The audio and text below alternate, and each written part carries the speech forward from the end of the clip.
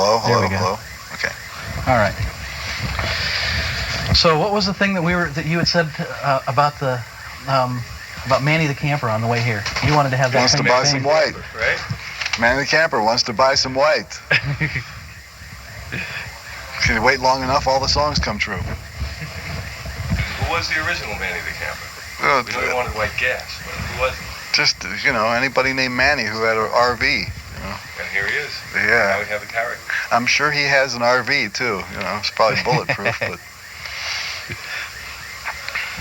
Well, we've got many questions here. I mean, it's one more thing. So, like, maybe you'll return to Managua. You could go unnoticed in such a place. Him and Imelda and Leona. Mm-hmm. Got their own trilogy. Let's try it. All right. Well, it's always sort of traditional for somebody who's interviewing you to ask about your kids' names. But since we've got that story down pretty much, we have Moon versus Motorhead. Yeah. Have Dweezil, Gale's Toe. Mm-hmm. Have Amit as Amit Erdogan, and Rodan, the Japanese monster, right? And Amuka. That's and Amuka. Yeah. And that's how does that fit in? I know of the Amuka Abnusials Orchestra. Mm-hmm. What do those words mean? I made them up. Just made up words. Where do you think words come from? Somebody's got to make them up. They're only made out of letters. All right. And Diva has a middle name, right? Well, no, she doesn't, but she's been thinking about adding one. She flips back and forth on this. She actually has two middle names. And sometimes when she writes a note to us and signs it formally, it says, Diva Thin Muffin Pegeen. Right. Now, she made those up. I have no responsibility for that. She happened to think that those were good names, and I would not be too surprised if she names at least one of her children Pegeen, because she thinks that's a nice name. She thinks that's a cool name. Yeah. All right. My own area of particular interest, something I've been concentrating on for certainly since that tour, is what you guys did in 1988. So perhaps I could start with some stuff that pertains to that. Can you talk about how you utilized the Synclavier on that tour? And we heard about something that you were perhaps putting together called Going to Hell. We use that. Going to Hell is a sequence that has all these different ways to say you're going to hell, many different ways to say the word Jesus, and then it has all these ugly, burping, growling, devil worship kind of demon noises in the background, right, and some low grunting instrumental sounds. And I put this sequence together, and on what we would do with the Synclavier on that tour is each night there would be a sequence, like a complete composition loaded into the Synclavier.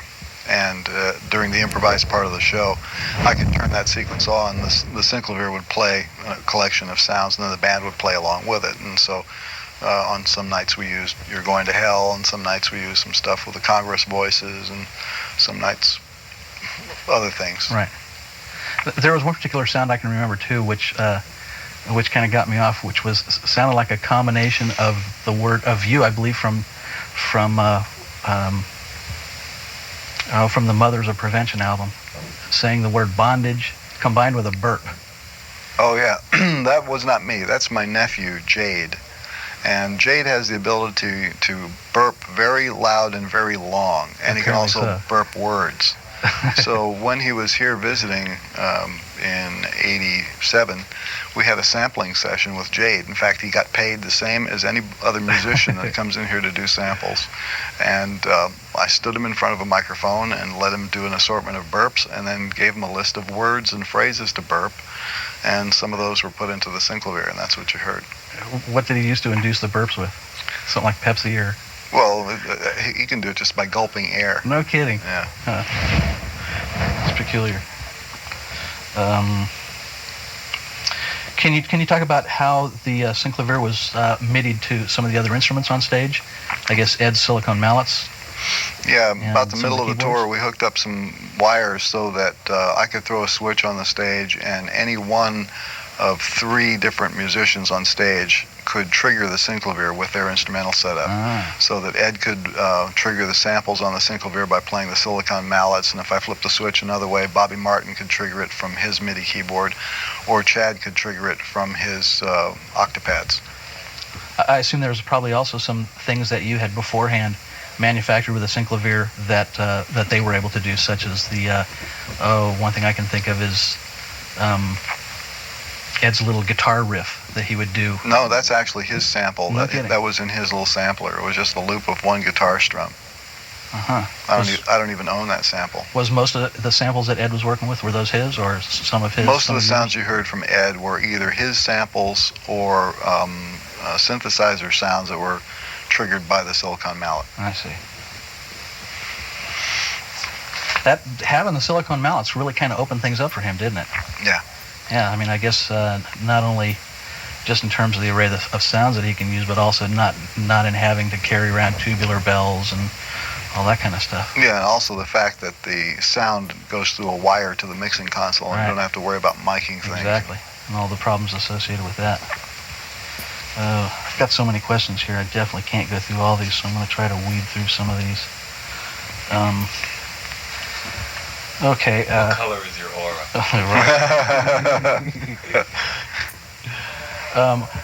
It seemed to me that that Scott's role in this on that last tour was well, he was more out towards the front of the stage, had a wireless, and he was one of the more I don't know, I can't use another word other than entertaining. He was running around the stage more. But he did that in '84 also. I mean, if you look at the video of Does Humor Belong in Music, he was fairly frolicsome in that band. I suppose I have that impression because I only got to see maybe the last 2 shows in '84 and got to see a bunch of them in '88. So. Yeah, but you know, he's always been one of the showmanship people in the band. In fact, one of his legendary performances in '81 was Salt Lake City, where we used to do envelopes. And for the first 32 bars, there was no bass.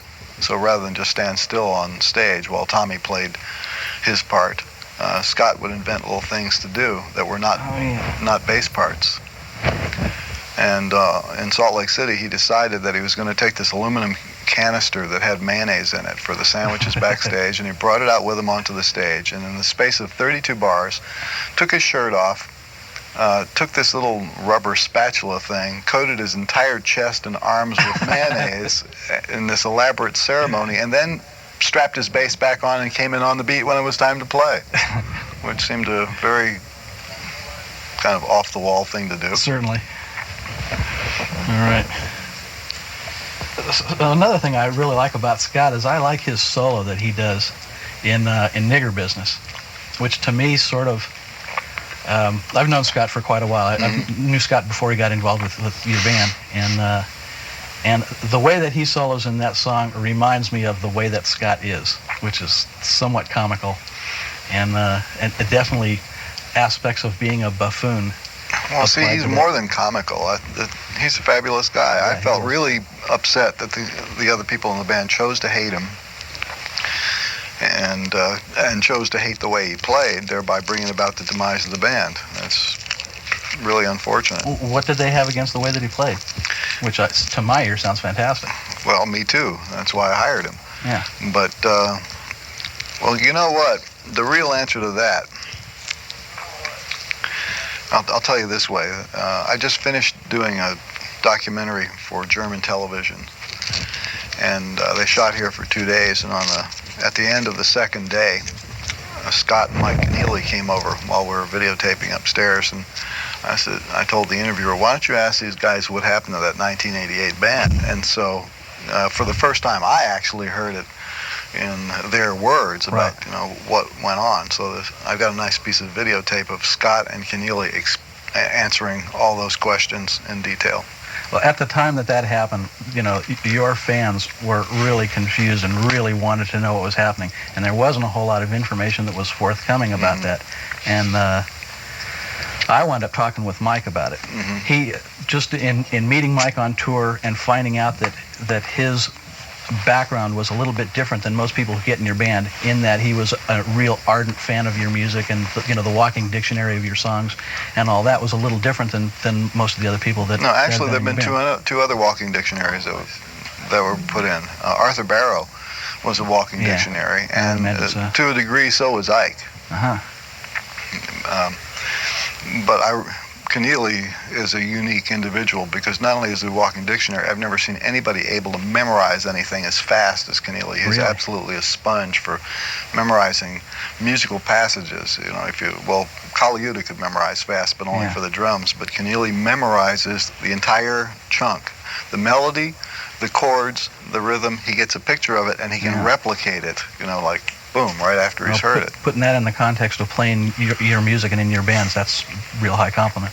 Yeah, he's a musician. He's also a really good guy, and just in meeting him and just talking with him, I got the feeling that if I was ever going to get a straight story on that from somebody who was involved and might have their opinion, swayed by their own personal experiences on it. So if somebody could give me a straight story, it seemed like he might be somebody who could. Yeah, he's a real straight guy. And he basically, in his opinion, he told me that he thought that Scott got a raw deal. And, I could have asked Scott, but Scott's Scott. He's somewhat personally involved there. So yeah, and he did get a raw deal. Yeah. But who really got a raw deal was the fans, because they could still be listening to that band right now.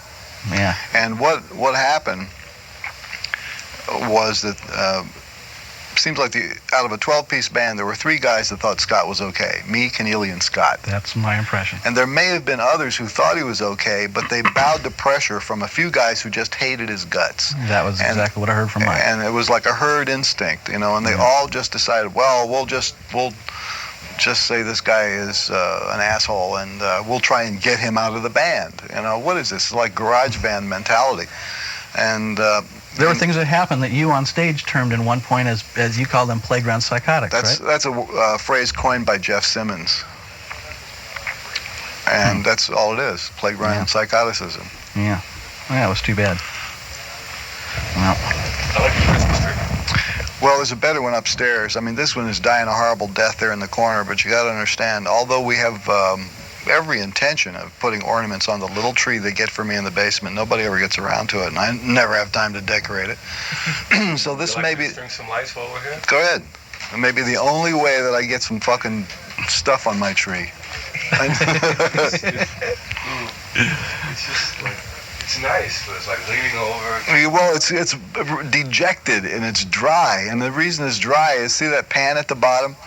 When they hammered this nail through the tree to stick it in that pan, they made a hole in the pan so it won't hold water. This is California engineering, guys. Another example of a flake. That's right. All right. Okay, here's another you imagine question. Somebody out there going, Geraldo, hammer that spike through that pan into the... So I have a list of people I wanted to ask you about, how just to get a reaction from you as far as some of those people, and Geraldo was one of them. There it is, Geraldo. Fix the pan on the bottom of the tree. All right. Compared to what you did in 1988, in past tours, certainly through the 80s, you seem to be a little more restrained in terms of audience participation and just the aspect of having the audience being directly involved in the music. But in 1988, you seem to get right back into doing quite a lot of that. Well, audience participation depends on 2 things. Well, more than 2. First of all, it depends on the audience. If you've got the wrong kind of audience, you'll never get them to participate. Right. And the next important thing is where you're performing. If you're in a theater, it's a little bit easier to do it if there's a stage apron out in front where you can accommodate people, because if you're just playing on a one of those kind of built-up stages like you do in a coliseum or something like that, there's not enough dancing area, or if people come up there, they're going to trip over the wires on the stage and you'll be out of business. Well, more than just audience participation per se, I guess maybe I could say too that there seemed to be more of a willingness for chances to be taken and for just real wacko things to occur spontaneously. Maybe I can compare this to 84. My own impression of 84 was that certainly in comparison to 88, things seemed more rote. Things seemed more kind of the same series of songs that would be done more or less pretty much the same way, with less of that tendency for all of a sudden things to just take off, for the secret word to be used with as much gusto as it was used in 88. Secret word in 88 was brought to a new fine art level of absurdity, yes. Yeah. Well, you got to understand that you put a band together, and before they can do the secret word, they got to be so assured that they know the material, that they can get back to safe ground if the secret word doesn't work, or, the secret word, it takes a lot of practice to be able to get a whole band to think in that mode, because if you rehearse a song and you're performing it during the concert, you're relying on what you learned during the rehearsal in order to do a good job and get everything in order. Right. But say you're playing along and suddenly somebody in the band starts saying or doing something which is not part of what you learned. That can really fuck you up if you don't know what to do in that instance. Right. You have to, and also you got to know that on stage, sometimes it's difficult to hear what the other guy's saying. Right. So that's, secret word stuff is risky business. Yeah. And well, I think taking chances in the long run, in the overview, I think, again, personal perspective, I think really pays off. Well, I like doing it, Yeah. but the bands don't always like doing it, because nobody wants to go on stage and, in the middle of their splendid blue solo spotlight, wind up fucking up, I mean, it could mean the difference between a blowjob or a black mark on your report card. You just don't want to fuck up out there. So how do they react when a mistake happens on stage and you integrate, sort of teasing them about that in with the show? What kind of some people get upset about it, and other people, just take it as like business as usual. Right. I mean, there are certain mistakes that keep getting made over and over and over again, Right. and when they get made so many times, I have to ask myself, am I going to flip out here, or am I going to make a joke out of it? And usually I'll make a joke out of it. I think that it's better than ripping my hair out saying, no, don't you guys know what you're doing? Because I don't believe that they make the mistake to make me feel bad. Sure. Or to, cheat the audience out of a good performance, but people make mistakes. So what do you do with it? Use it as material. Like Bobby Martin has a habit of forgetting the words to certain songs. Right. Rather consistently. He has to stay after school afterwards. Well, I remember you saying that, I believe, in Hartford or somewhere, and it was, I think later on you made a mistake, and somebody in the audience passed you a note and said something like, "Are you going to have to stay after school after this one?" or something like that happened, didn't it? Oh, I make mistakes up there all the time, but I can do it because I wrote it so I can fuck it up. I'll give myself that license, but I don't go out there with the intention of making any mistakes, and I don't think the other guys do either.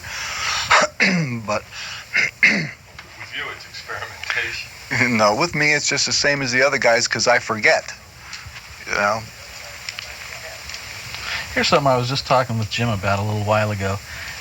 You mentioned that you didn't think it was going to be possible to tour again unless somebody was able to underwrite the tour, somebody like Pepsi or some other. No, I'm not thinking of Pepsi, that's for sure. Right, or just some other company that could give you sponsorship. Yeah. You think there's anybody around that has enough economic weight to be able to underwrite a rock and roll tour that doesn't have to worry about their corporate image and stuff to be able to take on somebody that's quote unquote controversial? Not a company, but there is a country. Do tell. Well, I was negotiating with these people in Spain because, they have the World's Fair there in 1992, They got the Olympics, and they have the 500th anniversary of Christopher Columbus. That all happens in 92, and there have been ongoing negotiations for over a year with the World's Fair and the Christopher Columbus organization about either putting together a world orchestra that would tour or financing some sort of a tour of a rock band. And I'll hear more about that after the first of the year. But there's no way that I would agree to do it unless 100% of all the expenses are picked up, and I am guaranteed that at the end of the thing I walk away with a profit, because in '88 everybody else got paid, and they all got paid a lot of money, and I lost a lot of money, and I'm not going to repeat that experience again. Do you think that if that tour had been able to maintain and continue, if the band hadn't broken up, and you would have been able to play some of these... I'd be talking to you in the dressing room right now. Pardon? I'd be talking to you in a dressing room right now. I mean, do you think, I guess maybe the thing I was thinking of is that, I thought that if you had been playing through the summer across the United States, some of those summer kind of, what do they call them, pavilion-type venues that hold, larger audiences and such, do you think that might have helped to balance the books? No question, because we had a whole summer's worth of job offers, like $50,000 a night type offers that we could have played, but you can't play those offers if there's no band, and you can't play those offers if you have to finish a European tour and go back into rehearsal and replace anybody in the band, because it takes months to train people to do that. Right. And you spend several months in rehearsal before you go out, 4 months before that tour. And so to train people to do it, they're not training for free. You have to pay them a salary, So I looked at the numbers. You take the deficit from the 4 months of the tour, you add to it a further deficit of going into more rehearsals, the fact that the rehearsals would take up the whole summer, you would miss all the high-paying dates, and then you would have to go back on the road in September or October, and there was just no way to do it. Go back on the road when it starts getting cold again, you start having to play inside. Yeah, and also having to play inside in places, well, if you can get the trick about touring in the winter months is, in the East Coast especially, you are competing with the hockey teams and the basketball teams, and they have the indoor venues booked, and you have to route your tour around their occupancy of those buildings. Yeah. So every time you have to take a divergence in your tour routing that takes you out of a nice straight line, economical jumps from one city to another. Every time you have to go voop like that in order to play a date someplace else, your costs go way up because you're running the trucks and it just don't come cheap. It's a mess. Right. Okay, here's something in a completely different direction. Quite often your music contains quotes from Verdi's Aida, Wagner's Lohengrin, and I don't know how to pronounce this composer's name, but it's spelled like Bizet. Oh, Bizet. Is it Bizet? Yeah, Bizet. And his opera Carmen. Are you an opera buff? No. No? Well, what about those pieces of music appeals to you? They're all good tunes. For years, yeah. Particularly Lohengrin. That one, you've kind of had a fancy for that for pretty much throughout your career, haven't you? Yeah, I'd never heard Lohengrin until hi-fi was invented. Mm-hmm. Long time ago, before hi-fi, I didn't know that there was such a thing called Lohengrin, and I found out about it because one day I went to this record store and they gave away this 45 RPM demonstration disc of what hi-fi sounds like. Sure. And that was the thing that was on there. It was like the first hi-fi I ever heard was this performance of Lohengrin by Toscanini. And it appealed to you? Yeah. Yeah. Nothing else on there did, but that's what they did with that Perez record when you first saw it, right? Back when Palmdale or wherever it was, they used it to demonstrate the hi-fis, and he never sold one. Yeah, but they weren't giving that away. I mean, this was like a special promo disc that RCA had made. Let me ask you something else kind of in the same vein.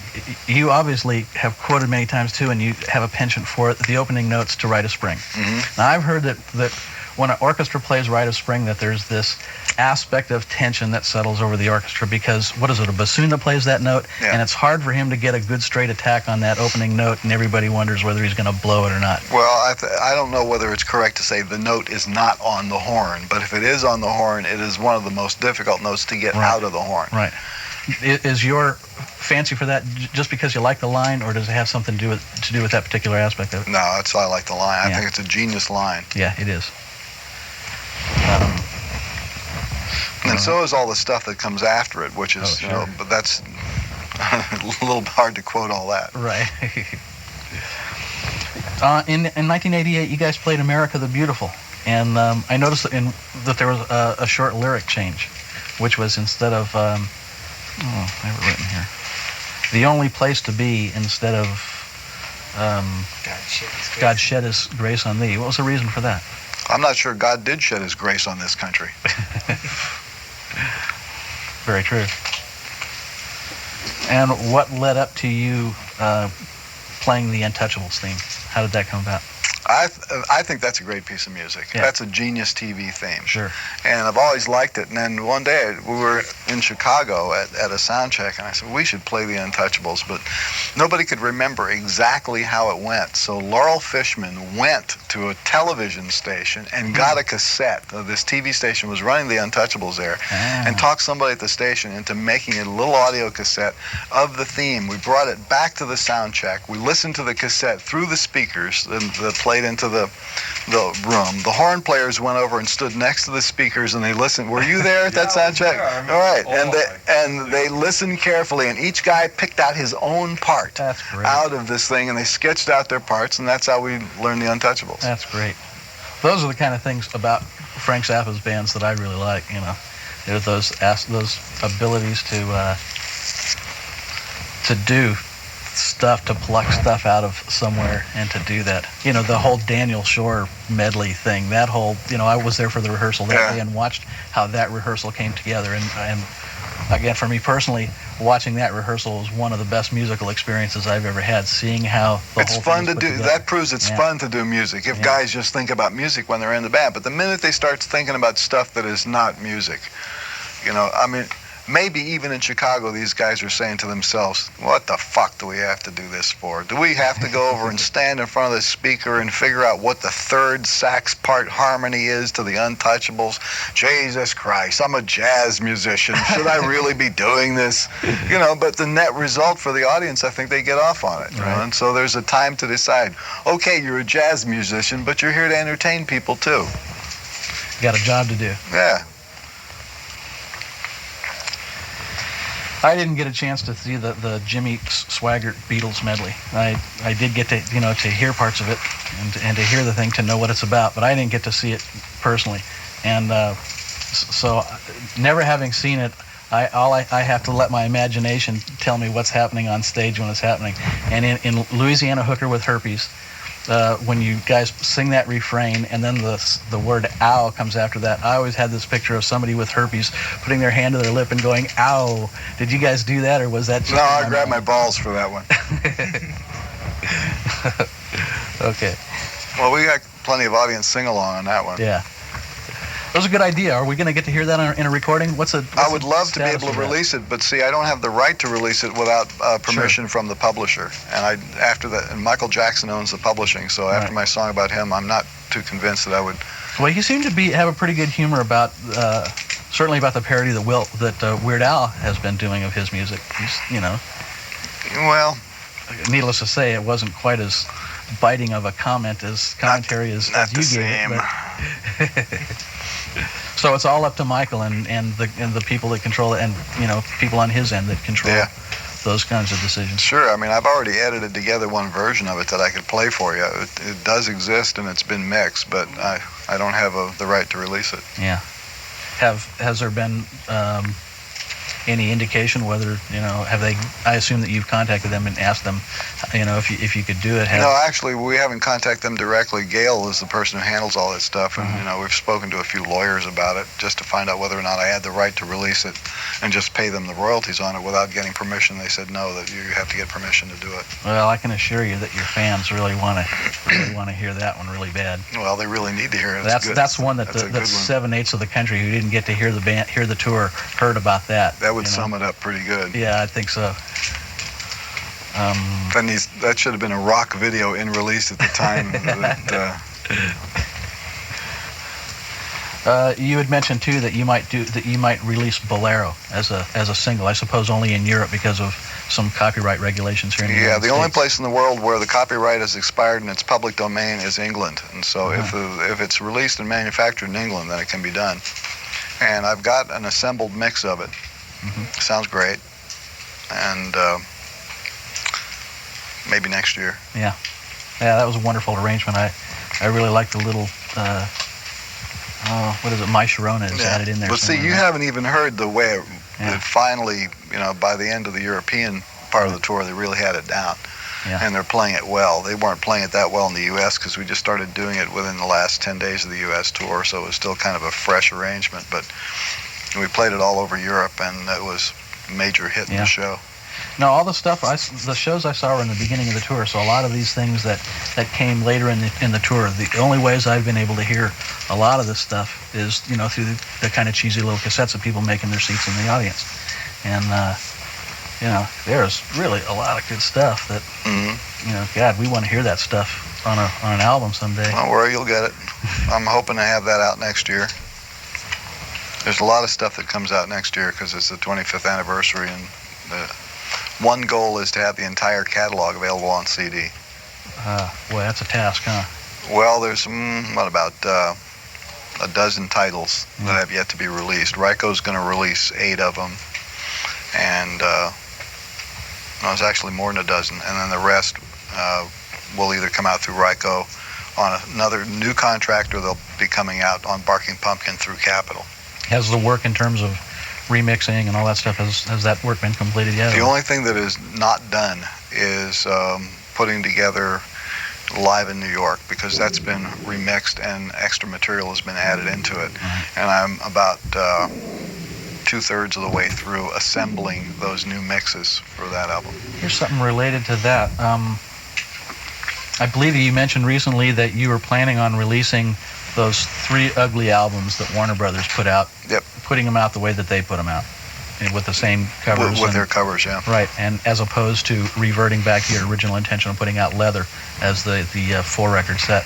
Yeah. Why did you choose to do that? Because boxes are difficult to purchase because they cost more. Sure.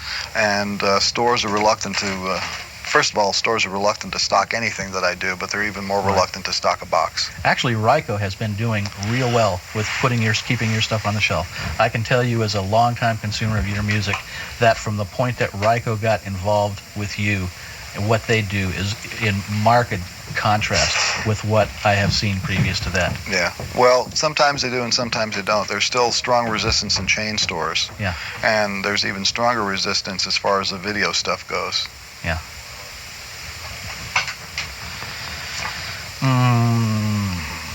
I think we have to thank our Christian brethren for that. Yeah, perhaps. You think so? Yeah. You think there's something conspiratorial happening? Well, I'll guarantee you that in the case of one major national video chain store, the guy who runs the thing is a born-again Christian and refuses to stock anything that I do. So maybe that's just his little... I can't remember. I can't remember, but... it's either Blockbuster or... I know the guy that runs that is a born-again. Yeah. This is Waleed, the guy who runs MPI, told me that he's had trouble with 2, maybe 3 of these national chains that just won't put the stuff in the store. Well, we would like to know what store is treating you that way so we can act accordingly. Well, actually, the guy to talk to about stores that won't stock my stuff is Trooper Ash, Chuck Ash, because he's gone to stores in Pennsylvania that just refuse to carry it. That's too bad. Did you meet Chuck? Mm-mm. He was there in Washington, D.C. He was a Pennsylvania state trooper that did the interview with me I on saw stage. you talking with him. I was aware of him being there, yeah. Yeah. Yeah, but I haven't met him personally. So we'll give you his phone number. I mean, aside from being a state trooper, he's also an avid fan. Right. And That's a great interview. yeah, it'll be a really good interview. You did an interview with him back in like 81 or something. I've done 2 tapes with him that have been used in the Pennsylvania school systems. Yeah, I remember from that earlier interview that he, I found it kind of curious because he is a Pennsylvania state trooper. I kind of thought, is this going to lead into questions about drugs? And I know what your views on legalization of drugs are. It's what it was exactly about drugs, and that's kind of what I assumed it would be for. It's part of something for the kids. Well, they had a big disclaimer on it that these are Frank Zappa's views and not the views of the Pennsylvania State Police. Yeah. But speaking of my views on drugs, certainly there are some people who are who agree with the way I think, and in some surprising... As of late, George Schultz. I was going to say, I've got a letter from him in the other room. No kidding. Yes, and what I should do is Xerox it and let you print it in your little publication. Oh, we'd love to. It's sitting on my desk in there. Can you bring it in? Oh, we would love to.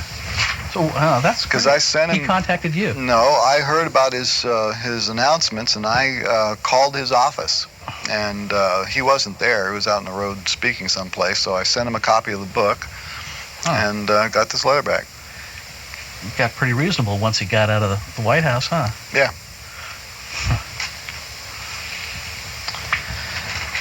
Two of the things that came out on Broadway, I guess one of the Confinement Loaf was that on the compact disc also? Or just on the LP? That's just the LP. Yeah. But I noticed on that and also on What Kind of Girl that whole chunks of the music that came at the end were kind of lopped off. And I wondered why that was. Particularly, I guess, maybe in Confinement Loaf, that second verse had some references to Charlie Rose in the Night Watch interview. I wonder if that had anything to do with anything? No. Just an artistic choice on your part? Artistic choice. I don't have anything against Charlie Rose. Right. And that last part of What Kind of Girl, I wondered if that had anything to do with the fact that there was that Louisiana hooker with herpes refrain at the end. That's right. I couldn't use it. Right. That was also, again, really a wonderful piece of thing that you did there. That was made up of, that was only performed twice, in Detroit and Chicago. Muskegon and Chicago.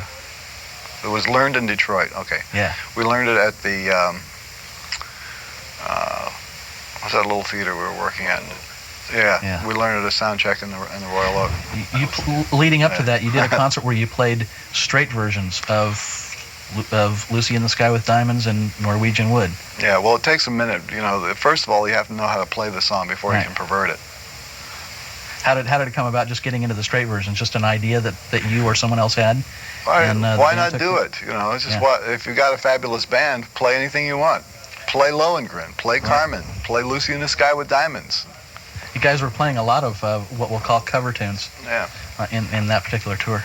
Yeah, but the total amount of time of the show that you would hear a theme of a cover tune was probably not more than 5% of the total volume of the show.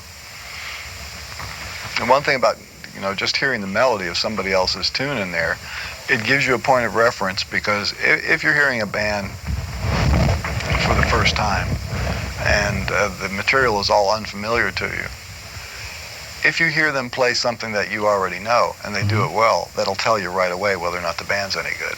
So it's like a little tester. I think pretty much anybody that witnessed that band play knew that it was a good band. Yeah, I mean, I think good is probably not even the best word to use here. It was a fabulous band. I thought it was the most awesome musical ensemble I've ever seen.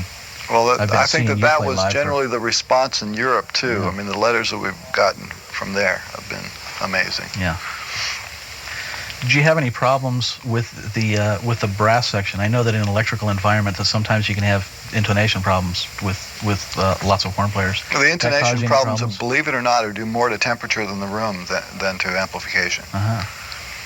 Because when the temperature goes down, brass and brass wind instruments tend to go out of tune, and they're very difficult to get back in tune because the actual size and shape of the instrument changes. Right. The metal expands and contracts, and so that changes the intonation.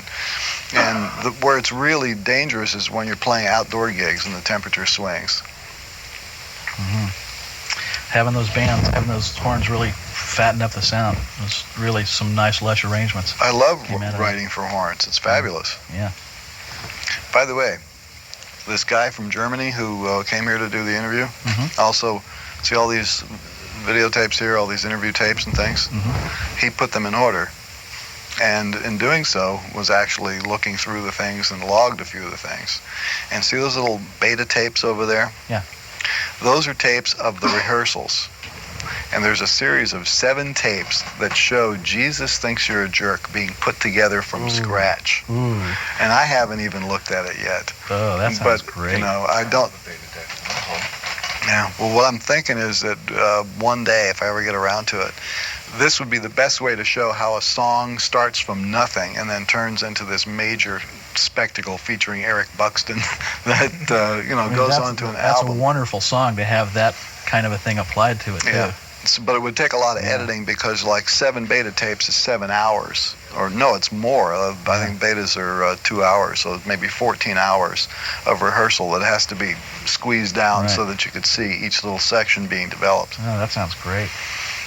There's a particular moment of that song that really gets me off a lot, and that is that metamorphosis of, I think it's like something like Battle Hymn of the Republic mixed with Dixie, with Dixie and Old Rugged Cross, and how that changes into Louie Louie. I mean, that's, that was really a sweet idea. There it is. Thanks, Jim. Speaking of Louie Louie, that to you has seemed like it's sort of a joke for you, and I'll just make the guess that that's because in your early day you were in bands where lots of people seriously said play Louie Louie.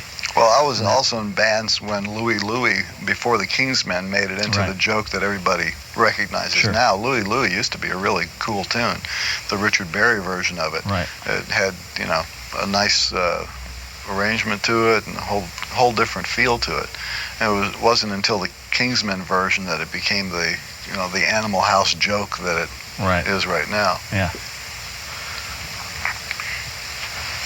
Oh, let's see. So what happened to all of that stuff that you played for us last time that was going to be on stage volume 3? Well, it's going to be on either 4 or it's going to be on 5. 4 is finished. It's sitting in there. Well, I don't throw anything away. You know that. In Jesus Thinks You're a Jerk, and in a lot of other tunes, I guess in Ryman Man and many other songs that you've written, there's snatches of other little music, something that strikes me as a real Charles Ives kind of a thing to do.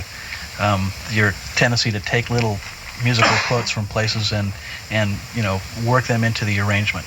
And usually I'm pretty good at identifying what those are, but in 1988 there was a couple that stumped me where I couldn't come up with a title of what they are. Okay, so maybe great. you can help me on these. All right. In Jesus, there's a little melody that one would associate with in a cartoon or something with seeing something ride a horse. Da-da-dun, da-dun, da-da-dun, da-dun. That's called the Light Cavalry Overture by Franz von Suppe. Okay.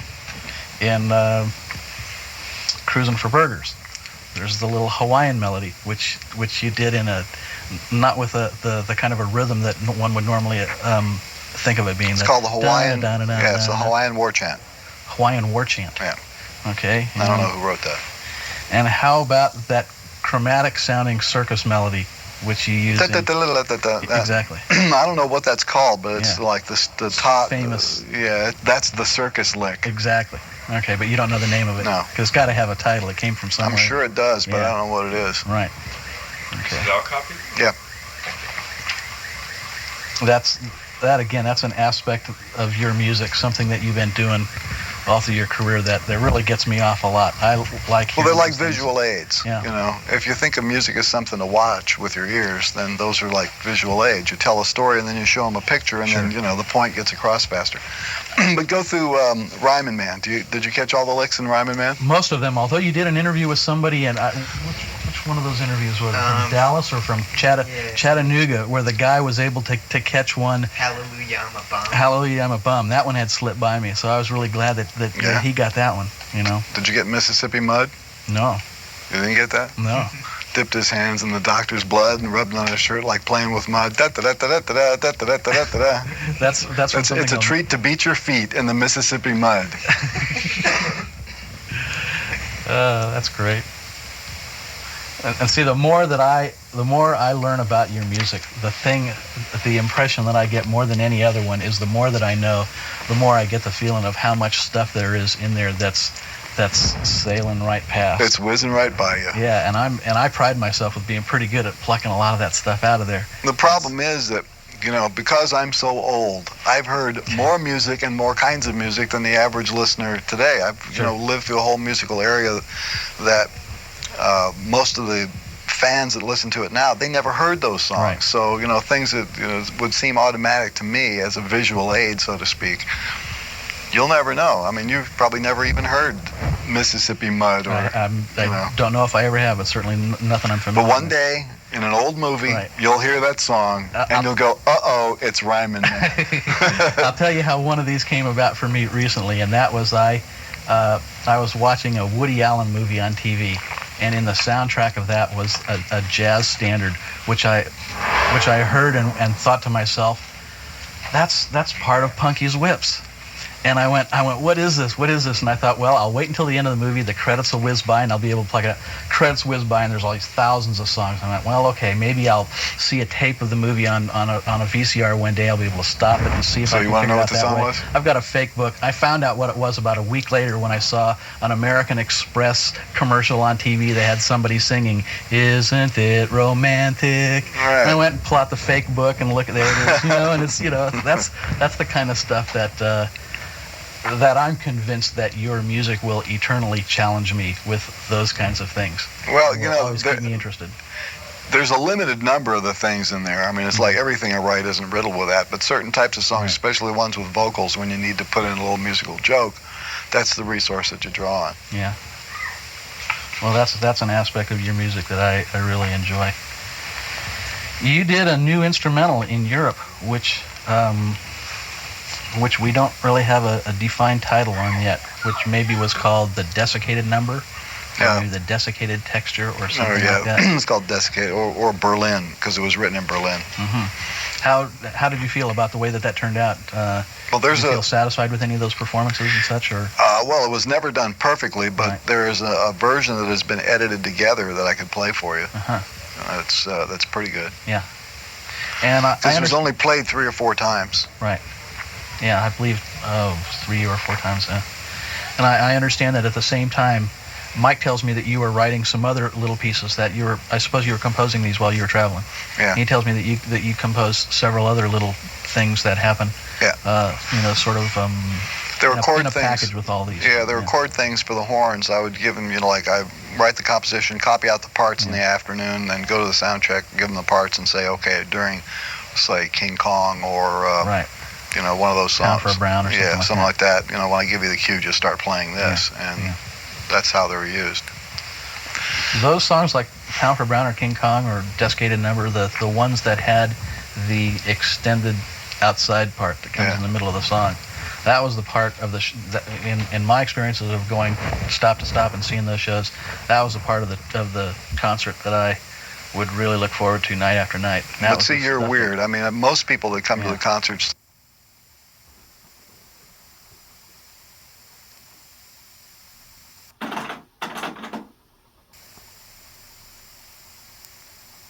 you're weird. I mean, most people that come to the concerts think that that's the boring stuff and hurry up and sing me a song that I recognize off the album. Right, like Dynamo Hum. Yeah, and so you have to, you got to entertain everybody there to a certain degree, and so you can't go and play a whole concert of that outside kind of stuff. Otherwise, you alienate most of the audience. Did you yourself, how successful did you think that kind of outside stuff was? Did that get you off very much? When it worked great, and when it didn't, it was ugly. I mean, same as any other chance taking. Sort of the nature of that kind of music. That's right, but I'll take the chance, and so long as the audience knows that what's happening in there is a bunch of guys on stage taking a chance, then they'll appreciate it more if it turns out to be something interesting. Yeah. And if it turns out to be something not interesting, they should at least appreciate the fact that we took a chance. Right. Well, again, getting back to the Synclavier, some of the stuff, some of the ways that that worked in with that part of the show is truly spectacular. And being familiar with the stuff that you had done with Synclavier before that tour started, and then finding out, reading the press release that you're going to be taking it with you on the road, I was real curious as to just how it was going to be integrated in with the proceedings. And I thought it was spectacularly used in that stuff. I thought it sounded great. Well, actually, I've added more equipment to the system, and it puts some software and some hardware improvements into it. So if there were ever an occasion to take it onto a stage again, it's capable of doing even more ridiculous things. It's kind of funny because every time you talk about what you've been doing with this Synclavier, you tend to say, "Oh, the stuff that I did just a little while ago, that's all obsolete." Well, it's not obsolete, but they put out sometimes 2 software releases per year, and each software release gives you a chance to do something more refined to the compositions that are already in there. For example, a composition is more than just the melody line, the chords, and the rhythm. Sure. In order to make a performance out of it, even an electronic performance, there's all the essence of style, all the texture of the notes. Every note that's in there, whether it's just a group of notes that are being hit as a chord, each one of them should have its own identity, and all the different notes in a melody, they should all be different amplitude and like that. And when I first got the system, you couldn't do that to what you wrote. You could only put in the pitches, the rhythm, and the chords, and you couldn't really put now the you right can get into text. things like aspects of phrasing and stuff like that. That's right. And so the new software allows you to give it a better texture and a better feel. So I think it has more of a musical feel to it when you do these things. And consequently, I've gone back to the things that I wrote when I first got the machine years ago and have updated them using the new software. And so now I'm finding things that, earlier compositions that finally should come out on some kind of a release some way. Yeah. That started off as very basic things, but with the software updates are now converted into something that's more musical. You think it's gotten sophisticated enough to placate those people who call it quote-unquote cold and mechanical? They'll always hate it because it comes out of a machine. That's just because that's their blind spot. But right. The way to look at the Synclavier is that it's a new type of musical medium, and let's extend that concept to all music done with sampling and sequencing machines. The more numbers you type in, the more expression you get into it, because basically that's all you're doing is changing values of durations, amplitude, pitch, and so forth, and it's just a matter of how many numbers can you stand to type in, and how big is your memory capacity to hold all those numbers. And as the speed and the capacity of the machines change, it makes it possible for a composer to get closer and closer to some sort of an ideal, and that's what I spend most of my time doing. Something else I'm curious about is that, needless to say, you've had lots of complaints with what orchestras have done with your music. And, the musicians who won't, or just situations where you don't get enough rehearsal time and orchestras that don't give a shit. Are villains, because it's a matter of economics. How can a musician really care if the orchestra committee doesn't care enough to spend the money to rehearse it? You're sitting in an orchestra, maybe you want to do a good job, but a guy says, okay, you got 2 rehearsals, learn this. Right. You can't learn it. Sure. So how, if you really cared, your heart would break because you didn't learn it. Now you're forced to play it, and you're going to go out there and you stand a good chance of ruining somebody's reputation because of what you're going to do. So it's a defense mechanism. Right. The musicians have to say, well, it's just a job. Do you think it's possible to overcome this problem, all the problems associated with dealing with orchestras and the economics of them and all those other problem aspects of working with orchestras by I'm rolling and I'm not rolling. Performed orchestra music, you're going to have to spend the money to do it. Now, where are you going to get the money? Well, if you were to shut down some of these places that make tritium for nuclear warheads, which we don't really need, you could have one hell of a musical culture in the United States just by shutting down one of those facilities, which is making the environment polluted, and it is questionable whether we really need. We got plenty of nuclear warheads. We could blow up the world 5 times over right now. Why do we need to make more of this stuff? I'm baffled. Well, I guess the reason is perhaps because, by doing something sane and reasonable as something artistic like music is not going to line the pockets of those people whose pockets are getting lined by tritium plants and all that other stuff. I guess you've just answered the question. Yeah. So every time you hear a report about defense contractors, just think of them as the enemy of music. Definitely. Or, any of the aspects, any of the kind of stuff that would tend to enhance life and the pleasure of life and all that kind of stuff. Because, these people, they're in the death business. Yeah. But it pays big. Almost drive you to religion, huh? So, well, I think it has driven some people to religion. The fact of the matter is that almost costs more than the defense business by the time you get done putting your contributions in. Who's your favorite TV evangelist? Who's your favorite and your least favorite, and why? Well, in terms of what? In terms of anything. Performance skill? Yeah, let's say that. The best performer is, no question, Jimmy Swaggart. This guy is a real showman. Yeah. And also Pat Robertson is a tremendous showman, but I also think that he qualifies as one of the most heinous individuals on the planet just because of some of the things that he's, saying. It's just so two-faced. And he's pretty dangerous. Whether or not, let's say you subtract all the religious content from what Robertson says, just from an ethical and moral standpoint, I believe that what he preaches is questionable. He's really a situational ethics kind of guy. And he's a stinker. And Swaggart, to me, is not quite as dangerous, but just as heinous. Yeah. I think Robert Tilton kind of pushes my button because of his particular approach of prosperity, of sucking the money from the people who can afford it the least. Yeah. You know. He's a unique individual, but he's not well known nationwide. Exactly. He seems like kind of a small fry compared to some of these other guys. I also just recently came across one that's new to me, a guy named Larry Lee. I wonder if you know of him. Wait a minute, is he from Orange County? No, he's another one of those from Texas. Oh. His whole thing is he's going to war against the devil, and all of his rhetoric has prayer warriors. Prayer warriors. Oh yeah, I've seen him. He has been on Oral Roberts show. They almost formed a coalition at one time because he was offering this binder like this, like instructions on how to become a prayer warrior that he was selling for $50, $50. That sounds like the guy. Yeah. Yeah, I've seen him.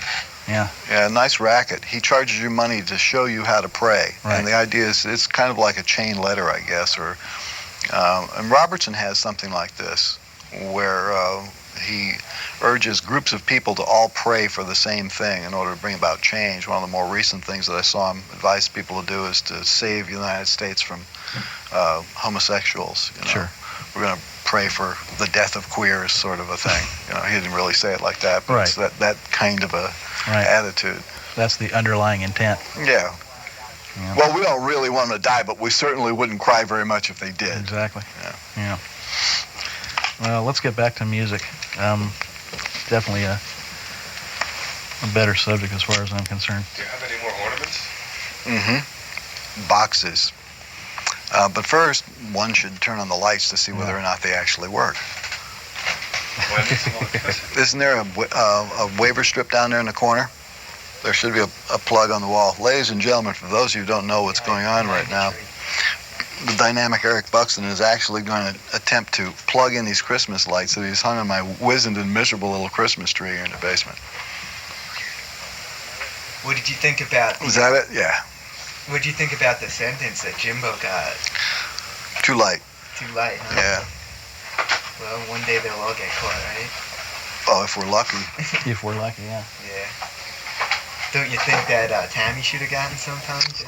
Well, no, not really, because I don't see that she broke any law. I mean, I can't say that I have any affection for Tammy Faye, but she wasn't the financial brains of the institution. Yeah. And basically, he was being sent to jail for doing a criminal act, not because he was, for stealing people's money. Yeah, I mean, I don't see any proof that Tammy Faye stole anybody's money. If she had, then she ought to go, but... Yeah. Yeah, well, she sort of lived a lifestyle off of it now. Yeah, but I don't know whether that's against the law. Yeah.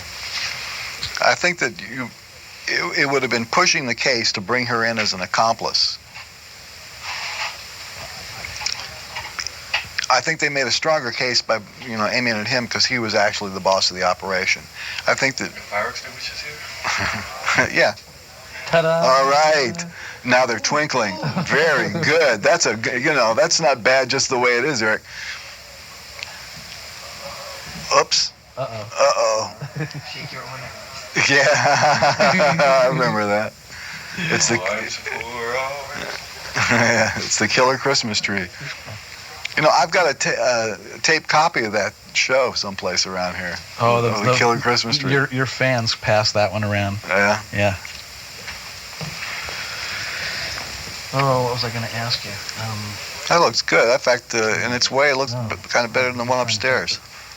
I had something right on the tip of my brain and it slipped away. All right. The lights are getting really more psychedelic in the last few years. Yeah. They're not just blinking, they're like chasing. Yeah. This one has a control. A speed control? Oh.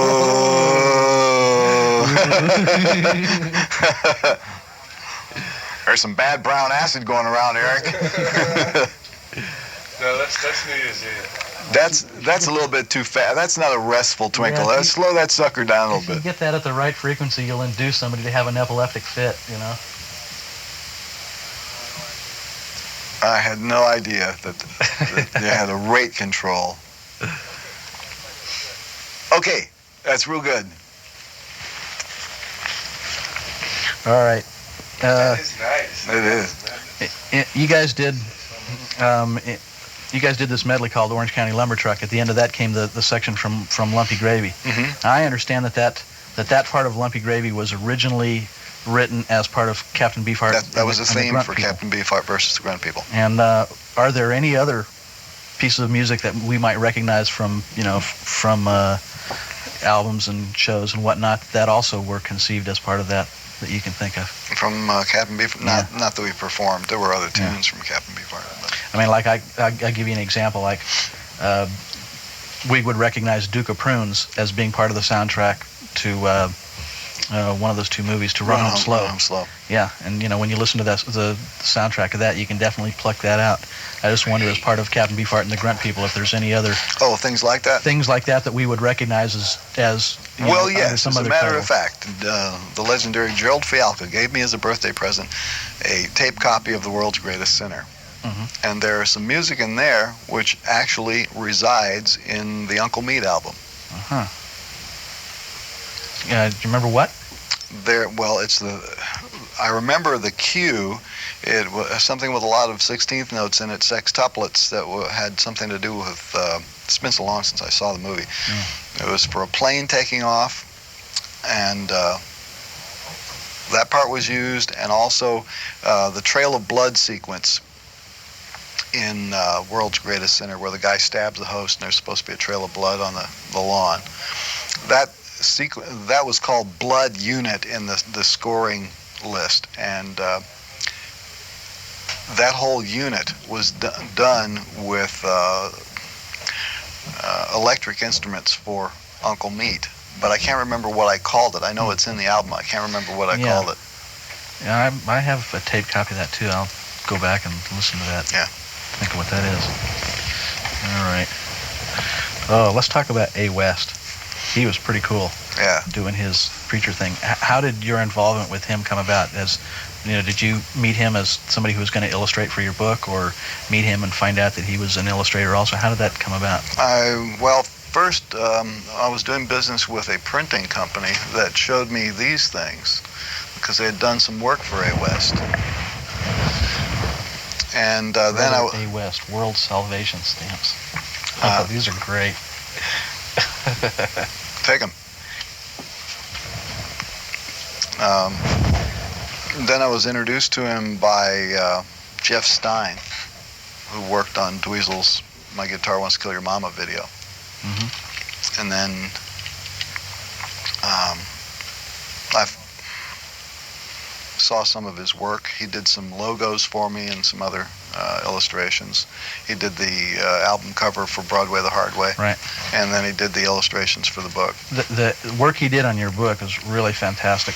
That took a long time. Yeah, and there was a unity of all of those things. It was, well, the way that was done was he'd come over here and we'd go chapter by chapter through the book, and I'd tell him, my ideas for what ought to be, right. How to illustrate what I was talking about. And then he would do sketches, and some of them were not approved by the publisher. They wouldn't let him put some of the things in there. Uh-huh. So there was some things that that you guys wanted to have in there that didn't make it. Yeah. One of the problems was the publisher was very adamant about the size of the book. It only had to be a certain number of pages. Mm-hmm. And some of the other decisions as to what to leave out were based on they felt that the illustrations were in bad taste or something like that. And there was nothing that I could do about it because it's not my publishing company. Right. All right. Well, I noticed that certainly there was continuity among all those. There was the obviously New Perfect America company, and there was that, and there was also the Frank Zappa with the clothing from the cover, the back cover photo, and all that. Yeah. But just in the way that the style that he drew those illustrations and such, there was an element of continuity throughout that I found really pleasing. I just thought he did a really outstanding job. Well, so you understand, it's another one of those things like Mississippi Mud that you don't know about. The whole illustrational style in there is derived from a type of cartoon approach that was in American popular literature in the early part of the century. Mm-hmm. It's got that whole old-fashioned type of illustration to it.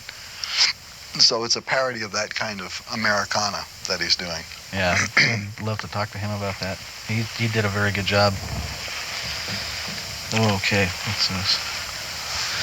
Oh yeah, in I think Stuttgart, he did something called Star Wars Won't Work. Oh yeah. And something that perhaps is commonly called Stairway to Star Wars. Yes. Which was, that whole thing was pretty outlandish. Was that a military audience you were playing to there? I know that there's the air base where they had that spectacular crash and all that.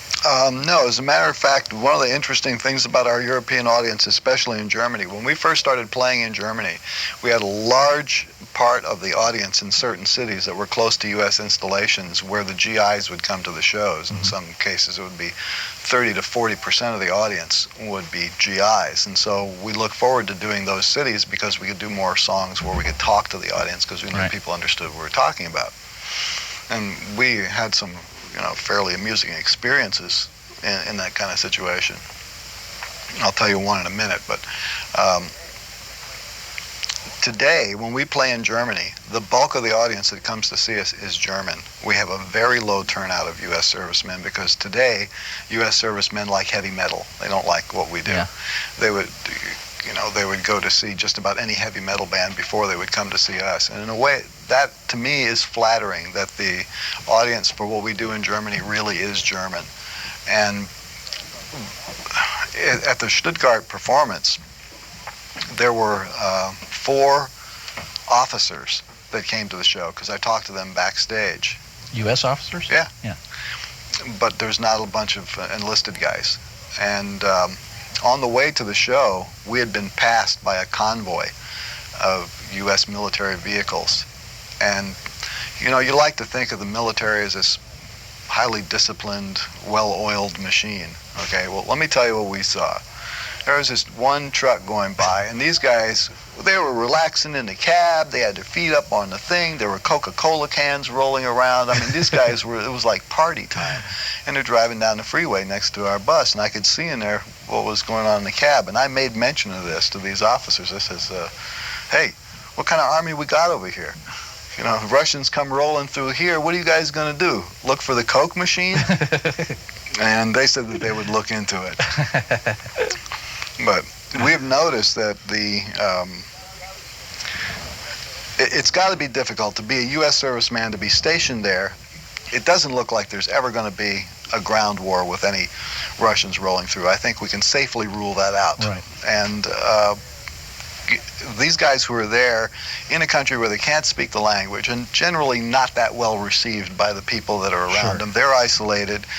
It's got to be very difficult to be stuck there with or without your family, just to be stuck there and saying to yourself, what the fuck am I doing here? I've known people who've been sent over there, and that's what they felt. Yeah. So, I'm not trying to criticize them because I certainly wouldn't want to trade jobs with them. But over the years, we've seen a deterioration in the behavior of the military guys that would come to the show. They're really either totally drunk or totally wrecked. And just, the pressure gets to them, and when they leave the base to come to our shows, and just to be in the presence of somebody who's speaking English to them and rocking out on stage, they lose control. And in one instance, we were playing in Ludwigshafen, and there was a guy at the end of the show, a U.S. serviceman. I don't know what he was on. On this last tour? No, this was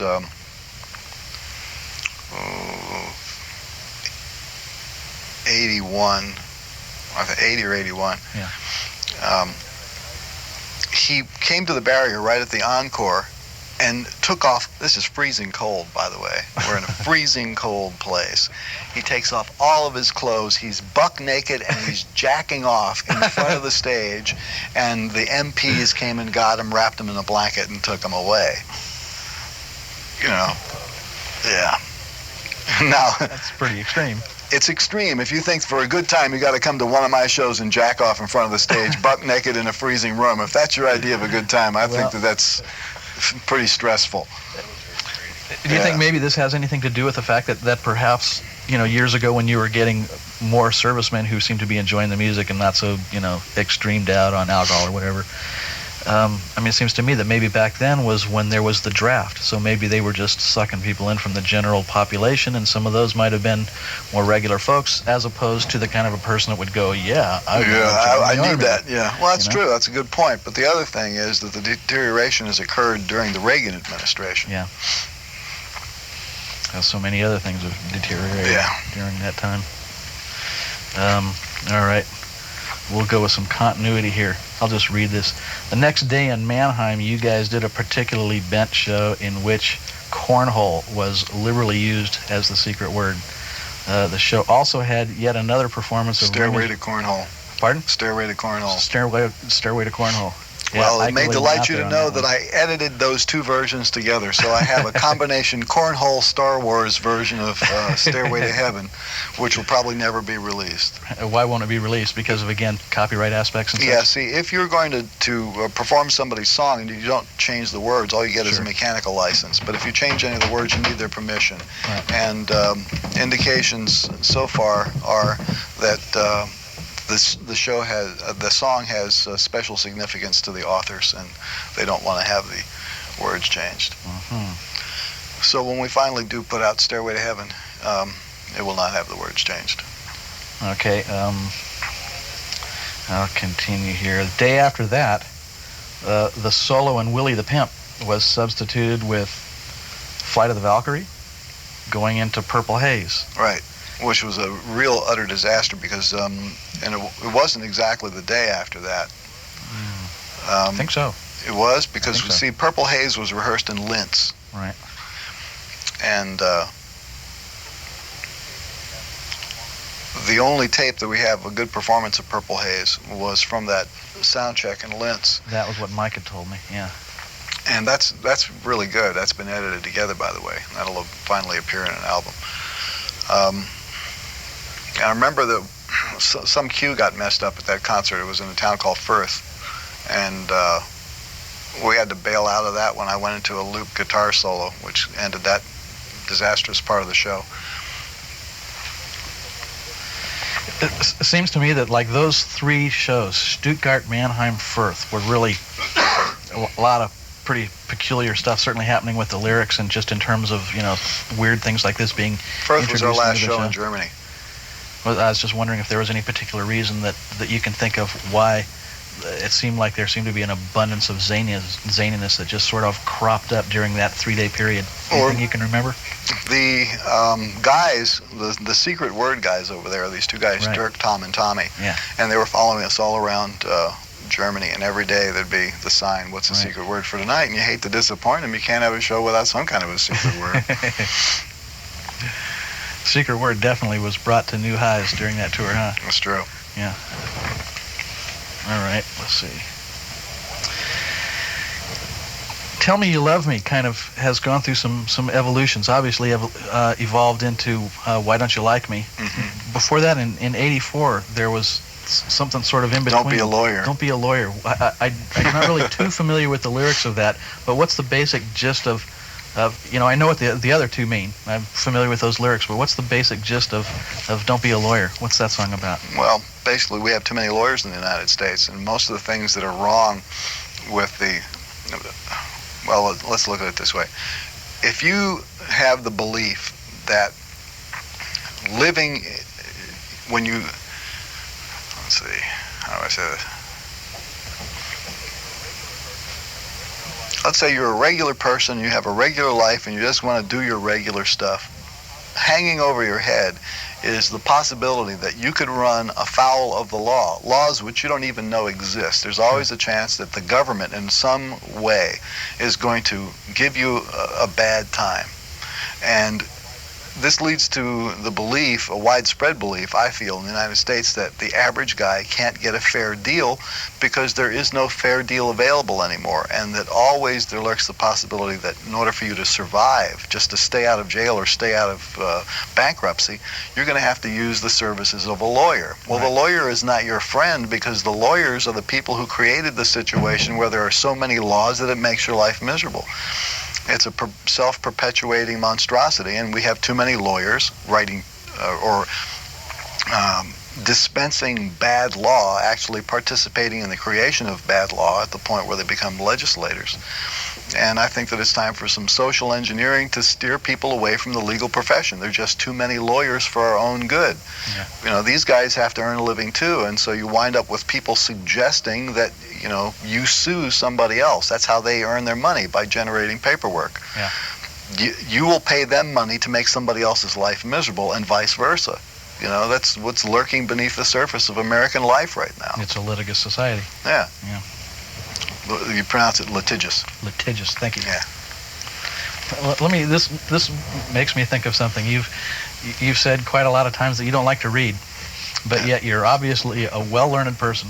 And most people, in my experience, who are well-learned are people who have read a lot. How does that work out in your case? Well, I don't know how I do it. I watch television, and, you know, I see the same shit on television that you do. I don't watch any special programs. I'll sort of flip that around. As I said, most people that in my experience, who watch lots of television wind up being pretty pedestrian in their thought processes, perhaps as a result. But obviously, there are ways to extract information from television. First of all, one of the reasons why I like Keneally so much is because he has this fabulous ability to memorize. I have a fabulous ability to memorize too. Not the same stuff that he does, or the same way that he does it, but if I see or hear an idea, I can store a three-dimensional version of that thing and recall it in unbelievable detail instantly. And it's located, you know how computers work. You know, you got the hard disk, which has, you know, distant storage, and then you got the RAM section of a computer where anything connects to anything else instantly, you know, because it's faster memory. Right. I have a large RAM capacity in my brain for, I keep those types of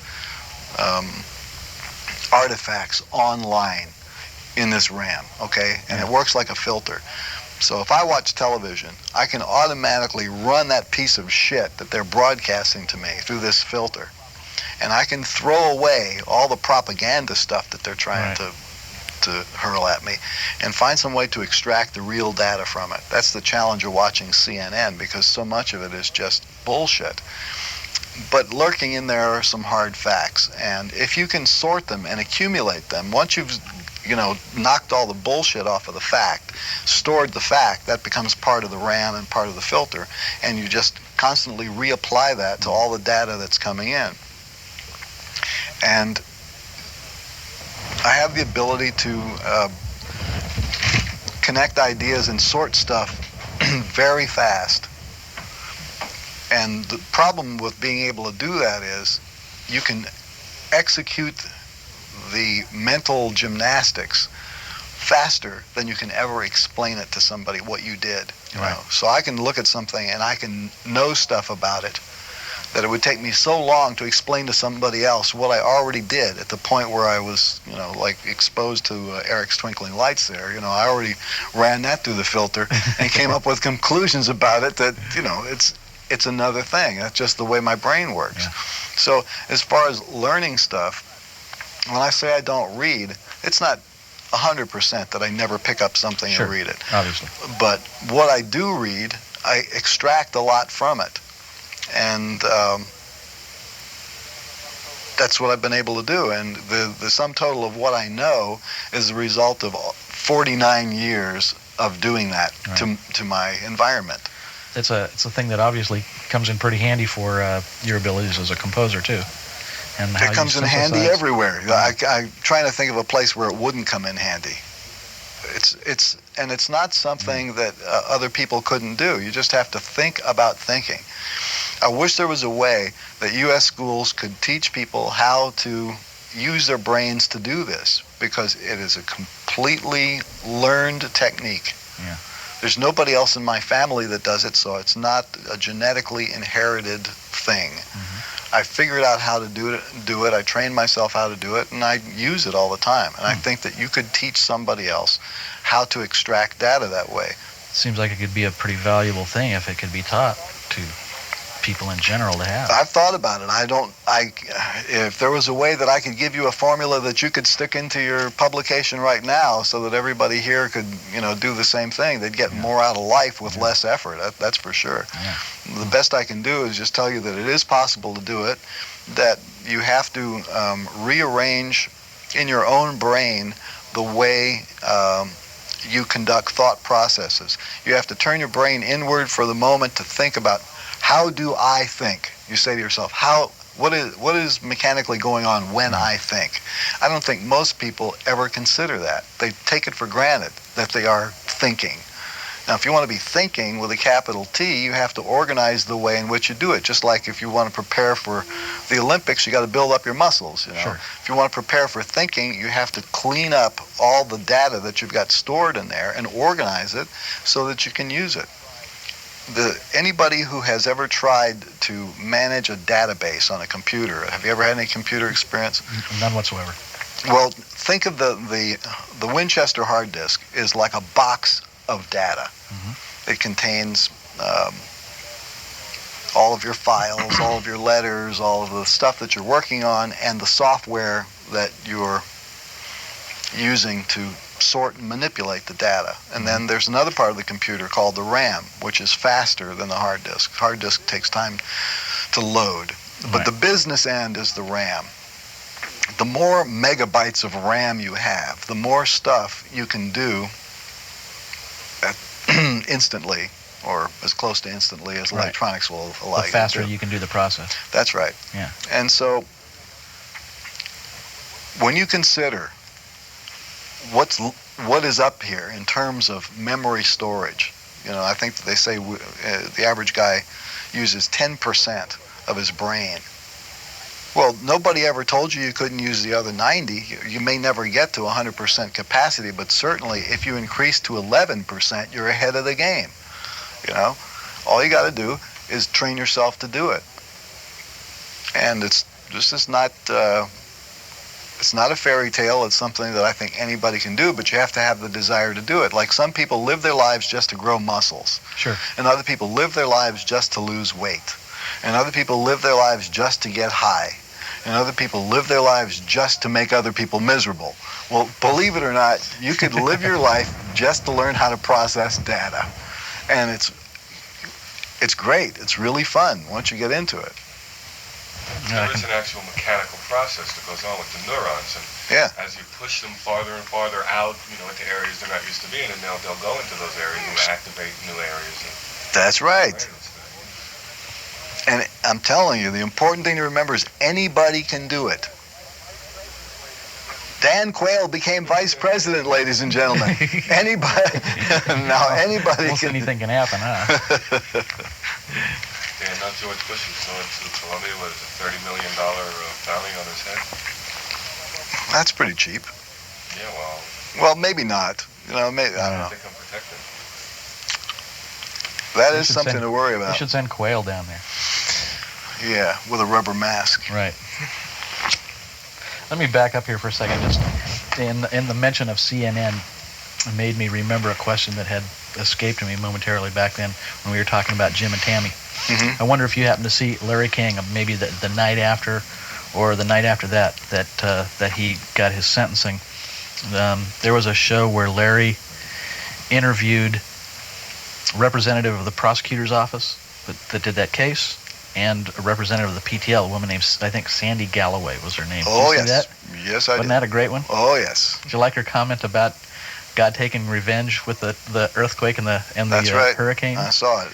Boy, Larry sort of choked on that, didn't he? Well, sometimes Larry is too easy on these people. Yeah, I wish he would have. Sometimes he's harder on the callers than he is Yeah. on the ones who are there in the studio. I wish he would have drawn her out on that a little bit. Yeah. Because it was really going to something pretty bizarre. But I think they were just on toward the end of the segment is when that occurred. Exactly. That was what I thought. Let's get back to some secret words. There's a bunch of them that we don't know what they mean. Some of them pretty obvious. There's a bunch that we don't know. In Chicago, there was one which goes, llama. Okay. What is that? Do you remember the Willie Nelson commercial? they were advertising Willie Nelson albums on television just prior to that, and one of the songs they play just a little bit of each of these songs, and I don't even know what the name of the song is, but in it Willie goes, "Mama." It's Mama, don't raise your boys up to be cowboys or something like that. Well, that's, Mama turned into Llama. And did that have anything to do with Michael Jackson and his llamas? That's right. Okay. Got it? That's how that would work. Okay. Here's another one.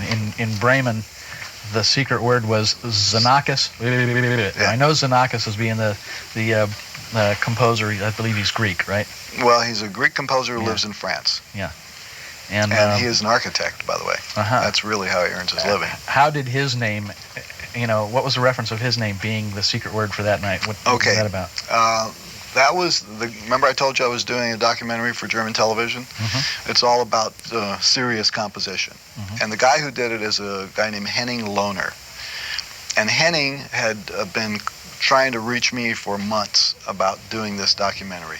And he came to Bremen before the show to meet with me, and he told me about the other things that he had done. He had done a documentary on Stockhausen, Cage, and Xenakis, and on two people in contemporary theater whose names escape me right now. And we were talking backstage about Xenakis prior to the show, and that's how it just was. Yeah, there but see, all that stuff. The early Xenakis pieces make use of repeated notes like that. It's part of the texture. Different instruments repeating notes at different rates against each other. It's called stochastic composition. That was another question that was going along with that, because I can remember that word being used, and I wondered what stochastic meant. Yeah, that's Xenakis is the stochastic school of composition. Okay. In Rotterdam. Spelled Stochast. CH. All right. Yeah. I left the H out of it. In Rotterdam, the secret word was fishbone. Prior to the concert, Bobby Martin had eaten some fish backstage, gotten a fishbone wedged in his throat, and had to be taken to the hospital to have it removed. Really? And came on stage and sang the show that night. What a trooper. Okay. Munich. I. All right. You ever heard of Earl Garner? Yeah. Jazz piano player who mumbles along with what he plays. Yeah, what was a famous song he wrote? Standard. Moonglow was one of the most famous records that he did. Well, anyway, it's the whole concept of jazz musicians who make jazz noises while they perform. Right, Remember, make a jazz noise here. Right.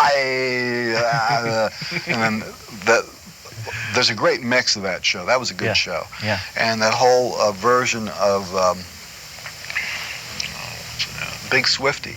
I was going to say, there was one of those lengthy vehicles for solos where everybody jazzes out, right? Yeah, totally jazzed out. And Bobby Martin does this keyboard solo, and he's along with the solo in the middle of it. He says, "What key are we in? A or A flat?" Coolo, Daddy-O, and a bunch of stuff like that. Yeah. All right. Montpelier, the secret word was jewelry. Jewelry.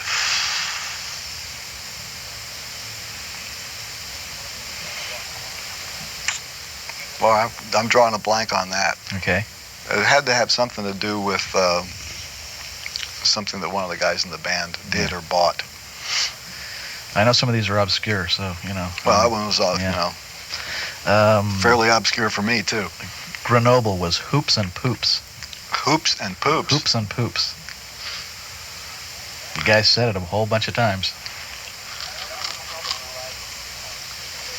That was probably derived from a mistake in one of that Bobby made in one of the vocals. Sometimes the secret word will get going just because somebody will fuck up a song, and then you use the fuck up as a secret word. Sure. Because you don't always go on stage with a word in mind. Sometimes the shows won't have any at all, and things just get suggested. Right. So the first part of the show could be real bland, and the second part could be outrageous, depending on what popped up. Go. Yeah, I saw in Philadelphia how after Chad did his rendition of The Love Boat, that wound up. The Love Boat show? Yeah, that wound up coming out several times. I've mentioned this to you before, but I was the guy that gave you the heart and the list and stuff like that. And again, I'm eternally grateful for what happened as a result of that. I mean, that really... You know, the list of things to do on stage? Yeah. Yeah, the a cappella and all. Sure, yeah. That was pretty cool stuff. And particularly conducting the audience is a thing. Where did your idea of doing that? And I know you've been doing that for years too. Is that just something you thought up or something? How did you come about doing that? There's a whole That's my particular favorite. One of my favorite things you do. There's a school of European composition that deals with music as texture, like Penderecki. Some of his stuff would fall into that, where it's not about the melody and chords. It's about if you take a group of instruments and you have them doing different kinds of things all at the same time, it creates something that's more than a chord. It's a texture. It's a sound that's, it's crawling with texture and it's wiggling. Sure. And it seemed to me that when an audience applause occurs, there's like random texture. All the different beats are going at different rates, and it makes this one big sound. It's called applause. But if you could control the rate of the clapping or the location of the clapping, you could use the sound of the applause as a musical thing. So I tried it one night, and the audience liked it. And working it around the room and such, and getting the stereo out of it. Yeah, I think the first time I did that was 72 or 73. Yeah, I'm really glad that you happened to put some of that on Jazz from Hell, because that gave me the opportunity to talk to people who aren't really familiar with your music and go, there's this thing that Frank does, and show them with a videotape just what that is. That particular show illustrated it rather well. Yeah, well, but it didn't illustrate the real sound texture because it was mono. But if you could hear it in stereo and you hear this thing that's flying, around the room. I actually have some 4-track tapes of the band with Jean-Luc Ponty where this was done, and you can really hear that it's a usable texture. But the best example, and I don't know where this tape is, it's someplace in the vault, it's from a concert in, I guess it was 78 or 79 in Southern Illinois.